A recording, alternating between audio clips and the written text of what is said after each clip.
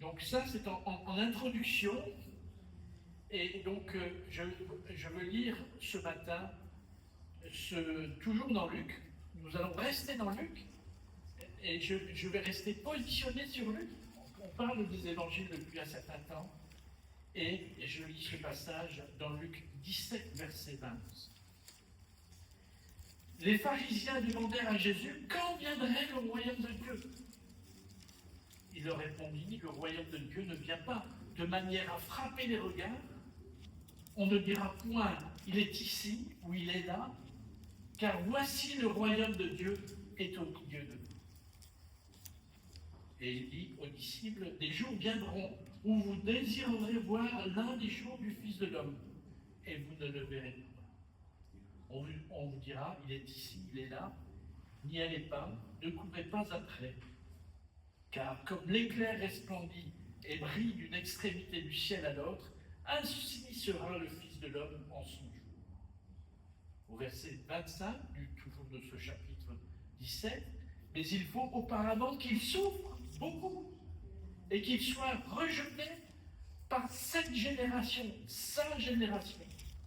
Ce qui arrivera du temps de Noé arrivera de même au jour du Fils de l'homme. Les hommes mangeaient, buvaient, se mariaient et mariaient leurs enfants jusqu'au jour où Noé entra dans l'arche. Le déluge vint et les filles tous périrent. Ce qui arriva du temps de Lot arrivera pareillement. Les hommes mangeaient, buvaient, achetaient, vendaient, plantaient, bâtissaient.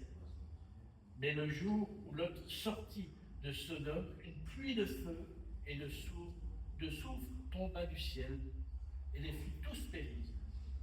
Il en sera de même le jour où le Fils de l'homme paraîtra.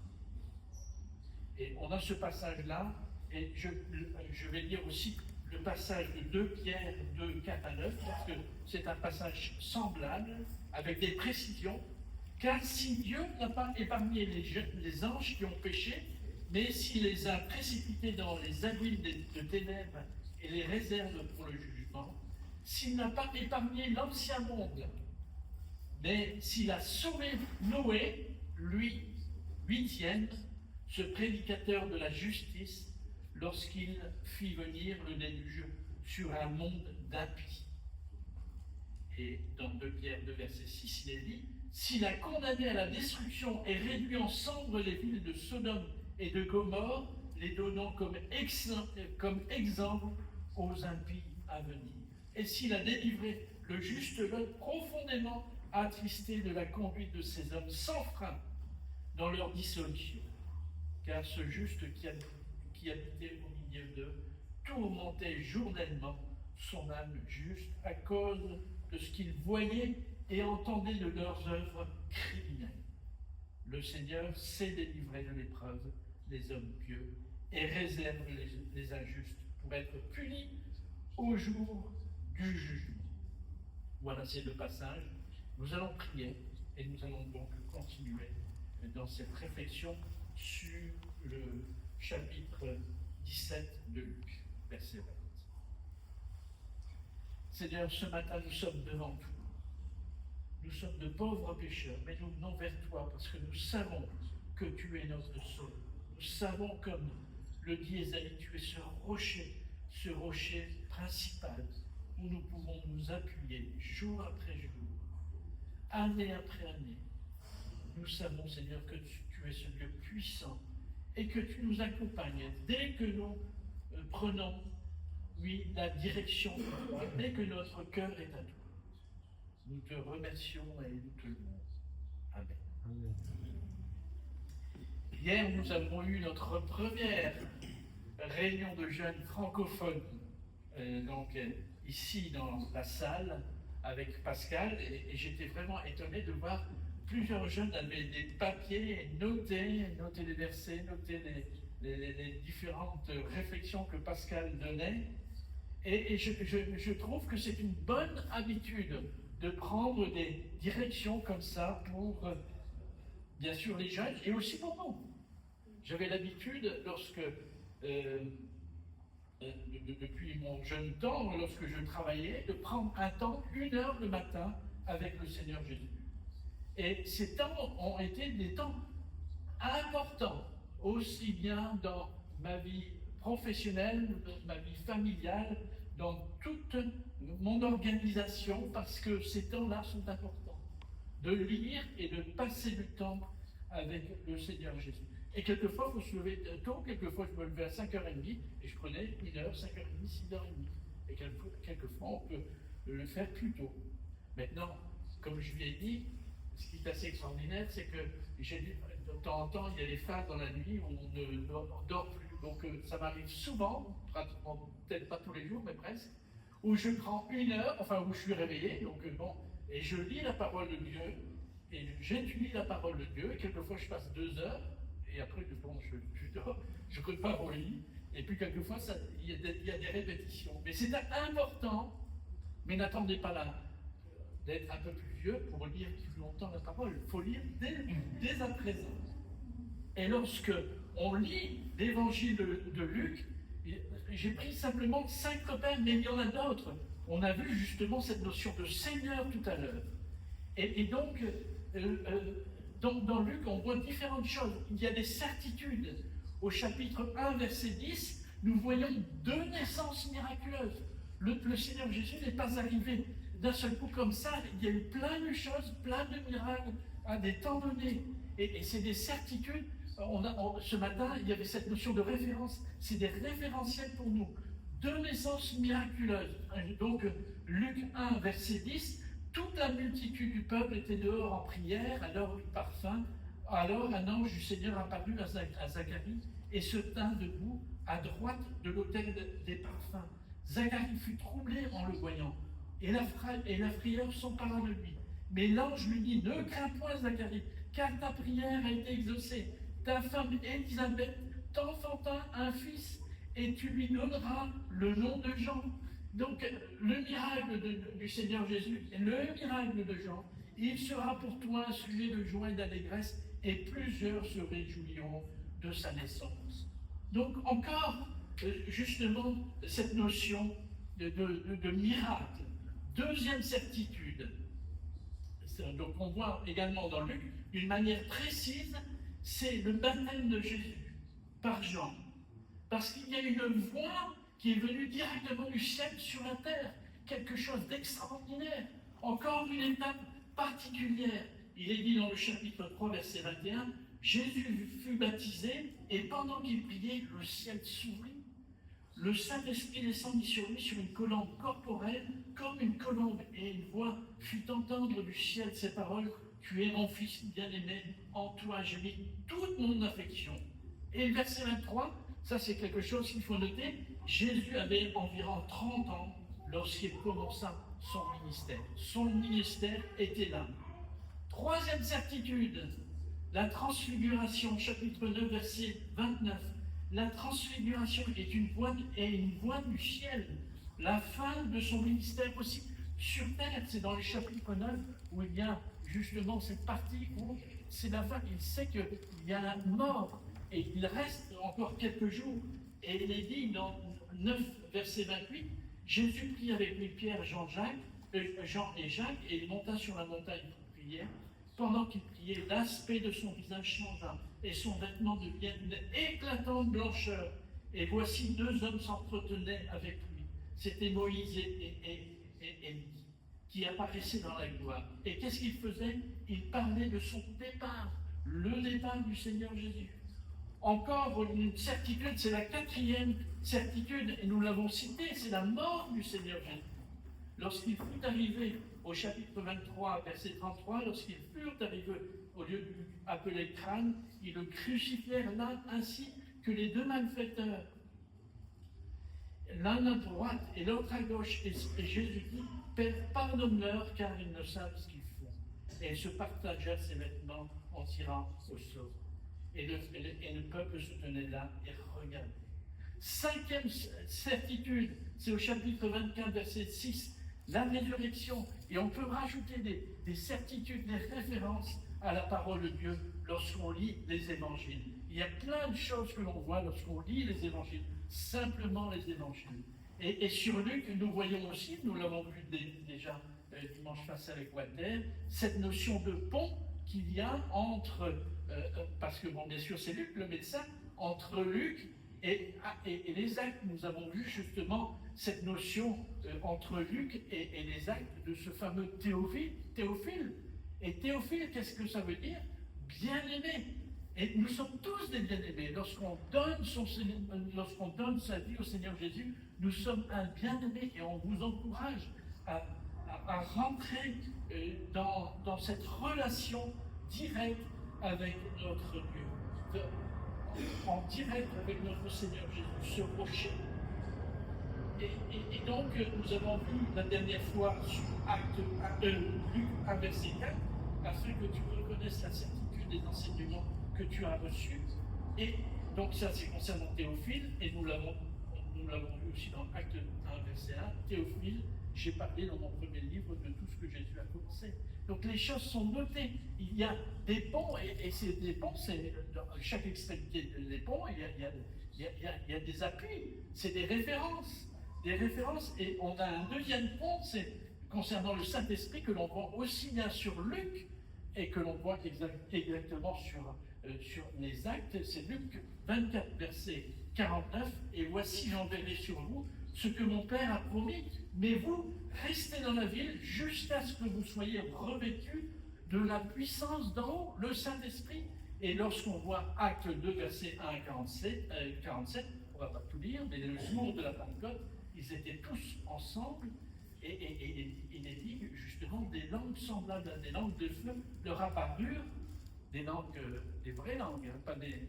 Donc séparés les unes des autres et se posaient sur chacun d'eux, et ils furent tous remplis du Saint-Esprit. Nous voyons ces ponts, ces références, ce référentiel, et ces référentiels sont pour nous.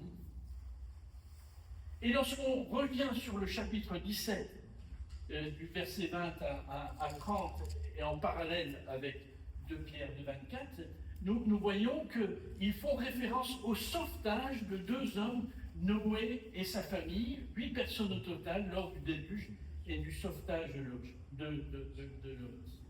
Dieu a préservé une partie de l'humanité alors qu'il avait détruit tout le reste de ce monde pécheur par les eaux, le jugement de Dieu. Et nous voyons dans ce chapitre 17, ces quelques versets, le jugement, le Seigneur Jésus prévient justement sur ce jugement. Le chapitre 17, donc on est après le chapitre 9, donc c'est les quelques instructions avant la mort du Seigneur Jésus, à quelques jours de la mort du Seigneur Jésus. Avec la venue de Jésus, les promesses des prophètes de l'Ancien Testament se sont réalisées. On voit par exemple Jérémie chapitre 50, verset 20, il est dit, en ces jours-là, en ces temps-là, dit l'Éternel, on cherchera l'iniquité d'Israël et elle n'existera plus. Le péché de Juda, et il ne se trouvera plus, car je pardonnerai au reste que j'aurai laissé. C'est un verset qui est merveilleux, qui est parfait, qui nous montre que dès les prophètes, dès l'Ancien Testament, dès Ésaïe 700 ans avant, le Seigneur est merveilleux parce qu'il donne des sorties pour nous en tant qu'individus, dans un monde qui pêche dans tous les sens. Quand le Seigneur nous regarde au travers du sang précieux de Jésus, la crainte que nous cause cet examen s'évanouit, car ces péchés ne sont plus et ils ne sont point trouvés. C'est extraordinaire ce que Dieu fait pour chacun de nous. Il ne trouve pas, grâce au sang du Seigneur Jésus, les péchés, même si nous avons été de grands pécheurs. Et nous voyons justement dans ce chapitre 17 cette notion de ce monde qui n'a pas changé. Le monde de Noé, donc selon la Bible, et ça remonte à la période, on appelait ça l'âge de bronze, donc je regarde un petit peu les dates, donc c'est vers 1656 ans après la création d'Adam. Et c'est ce qui correspondait à 2348 ans avant la naissance de Jésus. Hébreu dit concernant Noé, c'est par la foi que Noé, divinement averti des choses qu'on ne voyait pas encore, et saisi saisi, entendez bien ça, saisi d'une crainte respectueuse. En tant que chrétien, c'est ça, saisi d'une crainte respectueuse, construisait une arche pour sauver sa famille. Et c'est par elle qu'il condamna le monde et devint héritier de la justice qui s'obtient par la foi. Et concernant Lot, il fait partie aussi de cette période des patriarches comme Abraham, et c'était le neveu d'Abraham, et il suivait Abraham pas à pas. Et donc dans Hébreux 11, verset 8, concernant Abraham, c'est par la foi qu'Abraham, lors de sa vocation, obéit et partit pour un Dieu qu'il devait recevoir un héritage et qu'il partit sans savoir où il allait. Et donc, à travers les temps, nous sommes donc à des périodes très loin avant Jésus-Christ. Et lorsqu'on est maintenant en 2025, nous voyons que l'homme ne devient pas meilleur avec le temps, ni par les différentes révolutions industrielles, ni par l'évolution de sa structure d'habitation. Si le monde pouvait comprendre que la seule issue, c'est Christ. Christ. Et la question ce matin, où vas-tu? Où vas-tu? Les générations passent et nous voyons les mêmes actions. Et même au temps du Seigneur Jésus, le Seigneur Jésus, il guérit, il enseigne, etc. Et autour de lui, il y a justement cette génération qui refuse tout, donc aussi bien les religieux, aussi bien... Et nous voyons que ce chapitre 17, verset 17 à 20, il est entouré de deux choses. Et il est entouré donc d'un miracle concernant justement 10 personnes qui ont été guéries, et de l'autre côté, il est entouré du juge inique qui ne voulait pas du tout de Dieu. Donc le Seigneur Jésus montre aussi que cette génération, sa génération, n'entend pas. Il est là, il est présent, il fait les miracles. Et il y a cette notion, justement, lorsque on voit les miracles au chapitre 17, verset 17, il y a 10 personnes qui ont eu cette guérison. Et puis le Seigneur dit comme ça, et les 9 autres, où sont-ils? Où sont-ils? Par sa puissance messianique, notre Seigneur venait de guérir 10 lépreux. Et la loi n'étant pas encore satisfaite, et le sacrifice divin n'étant pas encore offert et accepté, il s'adressa à eux comme Messie et leur dit de se montrer au sacrificateur. Et l'un d'eux, se voyant guéri, revint sur ses pas, glorifiant Dieu à haute voix. Il tomba sur sa face aux pieds de Jésus et lui rendit témoignage. C'était un Samaritain. Et pour cet homme, il avait quelque chose de plus important qu'un devoir purement religieux et qui, dans son cas, l'éloignait de son Seigneur. Il voulait aller à Jésus lui-même, l'auteur de toute grâce.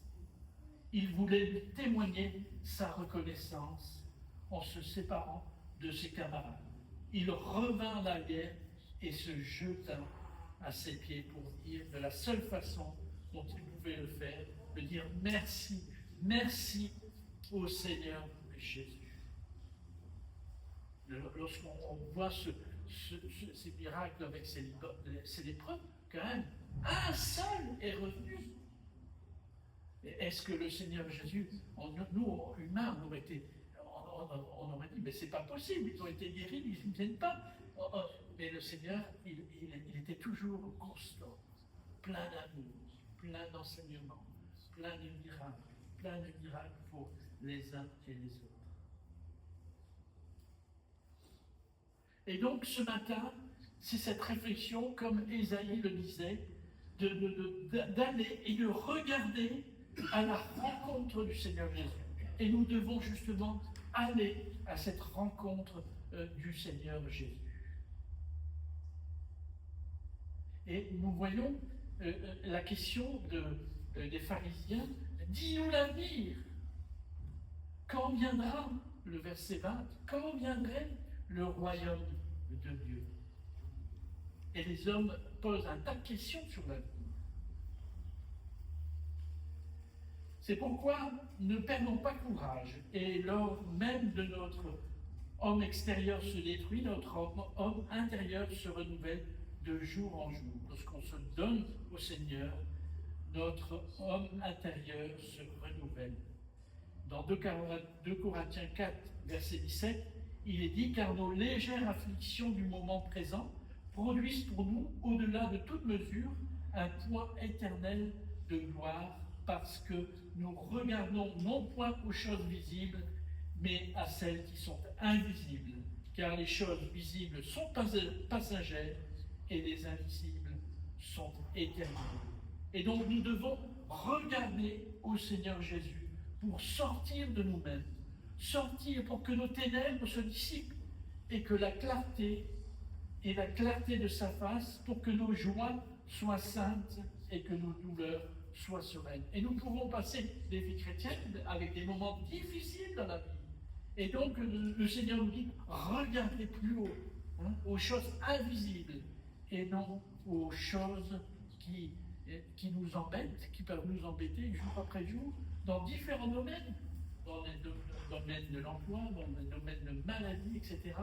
Nous savons que notre Seigneur suffit, il est complètement suffisant pour chacun de nos cas.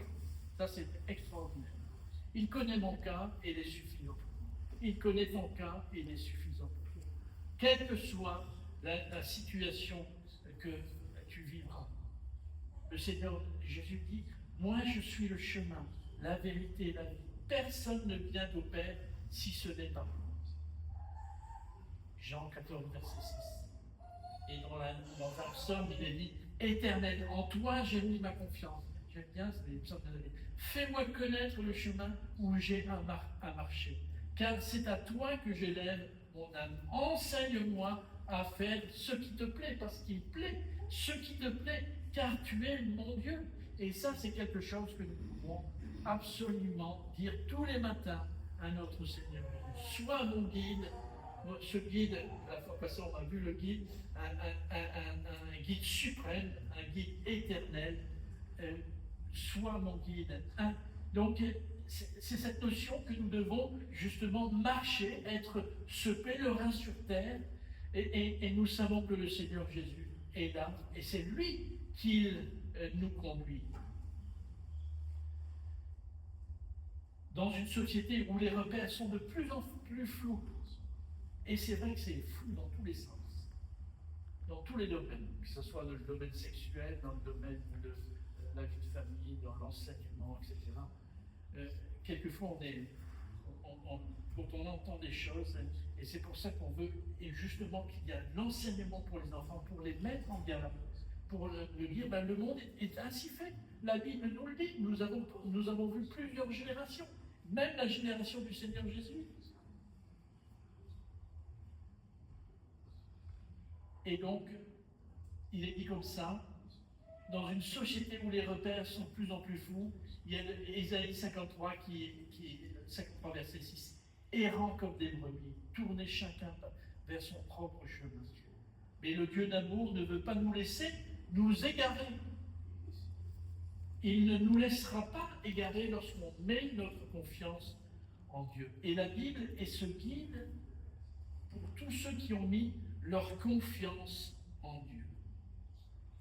Et ça, c'est une chose importante. Donc la vie chrétienne, elle se résume rapidement. Et il ne suffit pas de faire des efforts, on ne doit pas lutter, non pas en essayant de mettre en pratique certains enseignements, ni en essayant d'atteindre un certain but par moi-même, par ma tête, et non le reste. Mais du début à la fin, et toujours, il est question de connaître, de regarder le Seigneur Jésus, le regard vers lui, jour après jour. Quelquefois, on se dit, mais quelquefois, comment va-t-il nous sortir de certaines choses, comment? Mais l'exemple qu'on doit voir, c'est comment notre croissance en tant qu'enfant à adulte se fait. On ne va pas chercher, il se fait tout seul. J'ai mon dernier qui vient voir tous les matins, il dit, ah papa, t'as vu, je commence à devenir plus grand que toi. Et c'est comme ça. Et donc, comment avons-nous grandi? Non pas en nous asseyant et en considérant que nous devrions augmenter notre taille, non pas en déterminant de combien nous devions grandir chaque jour, ni par aucun effort de notre part afin d'augmenter nos dimensions. Nous avons tout simplement grandi. Et avec le Seigneur Jésus, c'est la même chose. On ne doit pas chercher, mais on doit se mettre comme Abraham, comme Noé, comme les disciples. Nous devons nous approcher de lui pour que nous puissions justement grandir avec lui. Donc la croissance spirituelle se fait, voilà, de temps, dans différents moments. Et nous pouvons avoir des moments de souffrance, des moments difficiles. Et lorsqu'on voit les moments de souffrance ou les moments de difficulté, nous voyons que Dieu était présent encore plus auprès de nous. Notre lecture, elle devient justement éclairée. Donc le Seigneur nous conduit. Donc ne vous inquiétez pas, même si pour certains, il y a beaucoup d'efforts à faire, même s'il y a toutes sortes de soucis, le logement, la santé, telle chose, la maladie, etc., nous savons que Dieu nous conduit. Lorsqu'on met notre confiance en lui, il nous conduit. Mon salut n'est pas à venir, je suis sauvé. Le salut est aussi éternel que le trône de Dieu. Ce que j'ai à faire de mon côté, c'est d'élaborer ma vie, l'œuvre que Dieu accomplit en moi. Mettez en œuvre votre salut. C'est ma responsabilité, c'est votre responsabilité. Et nous voyons bien l'apôtre Paul, il dit « Je traite durement mon corps et je le tiens assujetti ». Ça, c'est dans 1 Corinthiens, chapitre 9. Alors, nous dirons encore, pour terminer, quelques éléments, parce que nous voyons aussi dans Luc, ce qui est aussi dit dans tout ce livre de l'Évangile, c'est cette notion de royaume de Dieu. Et donc, le royaume de Dieu est la sphère où Dieu gouverne, le domaine où s'exerce le pouvoir de Dieu. Et on ne peut y entrer que par la nouvelle naissance. Connaître le royaume de Dieu, c'est à partir de la nouvelle naissance. Jean 3, 5, il est dit, si quelqu'un n'est né d'eau et d'esprit, il ne peut entrer dans le royaume de Dieu. Et ça, c'est important. Et nous voyons donc dans différentes choses, nous avons lu dans Luc 17, 20, il peut venir, le royaume de Dieu, il peut venir. Quand viendra le royaume de Dieu, il peut se manifester dans Luc 19, verset 11. Jésus ajouta une parabole parce qu'il était près de Jérusalem et qu'on croyait qu'à l'instant, le royaume de Dieu allait paraître. Dans Luc 12, 32, il dit « Ne crains point, petit troupeau, car votre Père a trouvé bon de vous donner le royaume. » Lorsqu'on est au Seigneur Jésus, il nous donne le royaume. Dans Luc 18, 17, il est dit « Je vous le dis en vérité, quiconque ne recevra pas le royaume de Dieu comme un petit enfant n'y entrera point. » Dans Luc 23, 51, et ils attendaient le royaume de Dieu. Attendre le royaume de Dieu. Ils attendaient. Mais il faut le chercher. Cherchez plutôt le royaume de Dieu et toutes ces choses vous seront données par-dessus. Dans Luc 13, 29, il en viendra de l'Orient et de l'Occident, du nord et du midi. Il se mettra à table dans le royaume de Dieu. Il faut aussi prêcher le royaume de Dieu. Dans Luc 10, verset 9, le royaume de Dieu s'est approché de vous. Dieu seul peut accorder le royaume de Dieu aux hommes. Ne crains point, petit troupeau, car votre Père a trouvé bon de vous donner le royaume. Donc il y a cette notion de royaume qu'on voit beaucoup dans Luc, et je vous encourage justement à lire justement cet évangile de Luc. Et pour terminer, je terminerai par ce verset 16 des Psaumes, 16, verset 8. J'ai eu l'Éternel constamment présent devant moi. Constamment présent devant moi. Puisqu'il est à ma droite, je ne serai point ébranlé. Alors ça, c'est un verset pour ce dimanche, mais pour toute cette semaine. Si vous vous sentez un petit peu ébranlé, relisez ce psaume, apprenez-le par cœur, parce que ça, c'était une bonne chose. J'ai eu l'Éternel constamment présent devant moi. Puisqu'il est à ma droite, je ne serai point ébranlé. Et lorsqu'on est au Seigneur Jésus, nous ne sommes point ébranlés. Même si les circonstances sont difficiles, même s'il y a des catastrophes, même s'il y a différentes choses, des situations, Dieu prend soin de son enfant. Et il prendra soin de vous d'une manière extraordinaire. Lorsqu'on voit comment Dieu prend soin des hommes dans cet évangile de Luc, même si les hommes refusent, il est là, présent, il donne constamment. Et donc, il veut vous donner aussi constamment. Et sachez qu'il vous garde, il vous gardera, il vous maintiendra, il va demeurer avec vous, Et donc, la question finale, de qui aurais-je peur? Voilà le thème pour ce matin. Donc, passez une bonne semaine. Je laisse Colden.